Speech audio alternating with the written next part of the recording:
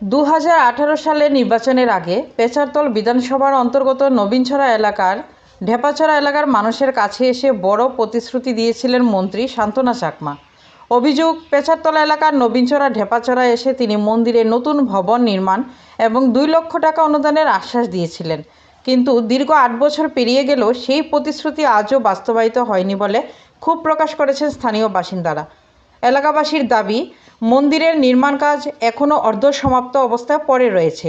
বিশেষ করে বর্ষাকালে চরম দুর্ভোগের মধ্যে পড়তে হয় ভক্ত ও স্থানীয় মানুষজনকে।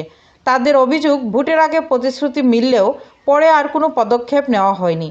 স্থানীয়দের বক্তব্য, জনপ্রতিনিধি নিজে এসে কথা দিয়েছিলেন, কিন্তু 8 বছরেও কাজের কোনো অগ্রগতি নেই। শুধু আশ্বাস পেয়েছি, বাস্তবে কিছুই পাইনি। এলাকাবাসী আরও জানান, একাধিকবার মন্ত্রীর দপ্তরে যোগাযোগ করলেও কোনো সুরাহা মেলেনি।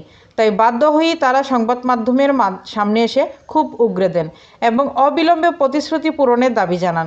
তাদের বক্তব্য, ধর্মীয় স্থান নিয়ে রাজনীতি চাই না, মানুষের বিশ্বাস ও অনুভূতির সঙ্গে জড়িত বিষয় নিয়ে প্রতিশ্রুতি দিলে তা রক্ষা করা উচিত। 8 বছর অনেক দীর্ঘ সময়। ধর্মীয় প্রতিষ্ঠানের উন্নয়নের নামে শুধু রাজনৈতিক প্রতিশ্রুতি নয়, বাস্তব কাজ দেখতে চান তারা।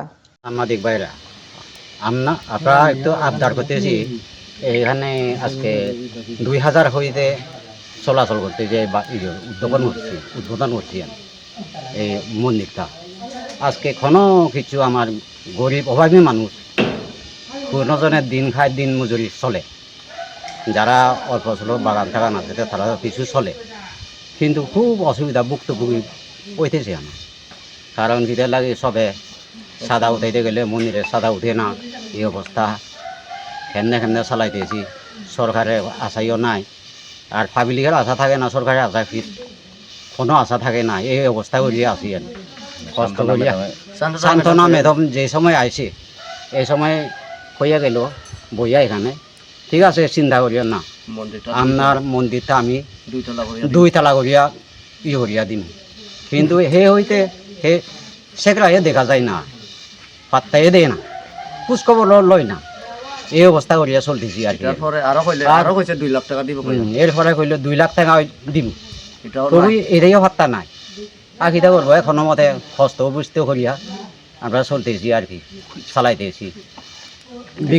বিক্ষোভ রাখবার জায়গা পর্যন্ত নাই আমার, এই অবস্থা।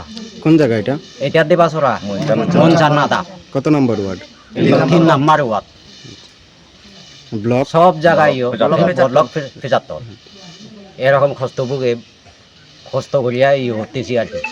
সাদা বিক্রা করিয়া কোনো মতে সাদা টাদা উঠাইয়া কোনো মতে অল্প চলো খাওনটা দিতেছি, এই অবস্থা চলতেছি আর কি আমার। আর কিটা করবো, আর তো আমার তো উপায় নাই। এখন একটু আশা, আপনার এখানে একটু আশা রাখতেছি, কোনো সরকারের থেকে কিছু সাহায্য কোনো মিলেনি। এর দূর অসুবিধা,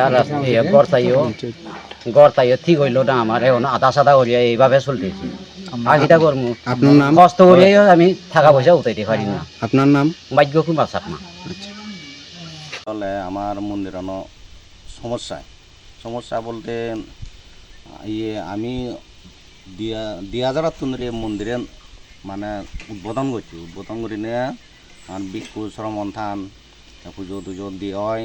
এর মধ্যে আমার কোনো যে বানতে বিক্ষু থেবার সে গোড়ানি কোনো সারা করি নোয়ারিছে নয়তে আমি সরার দেখে না দাবি যেতে আমার এই গড় তরার হিজু আমি মানে ডেভেলপমেন্ট করি ব্যক্তি মানে বানতে শ্রমণ হাতে হয়তো নয় বার আসি নয়তে আমি মন্দির পক্ষতুন আমি এখানে সাংবাদিক বে নয়দু আমি ইনফর আশ্রয় করিতে ইতে আমি কান গড়ারে যেমন সান্ত্বনা মেদমে এনে তাইও নিজে হয়ে গেল তোমার মন্দিরের মুই সেম সানা বলতে যে দুহার মুই প্রথম 2 তলা করে দিম, এরপরে হয়ে গেল 2 লাখ টাকা দিম, সে কাতাইও নেয়ার প্রায় 2018 জকে যদি উদায় এইচএম মিটিংতে এই স্কুলত বইনিও খুঁজিয়ে দেয় এই মিটিং হই অঙ্গনাদি স্কুল কিছু নেয়া এই সিদ্ধর আমার সঙ্গে আমি এই মন্দির কমিটিতুন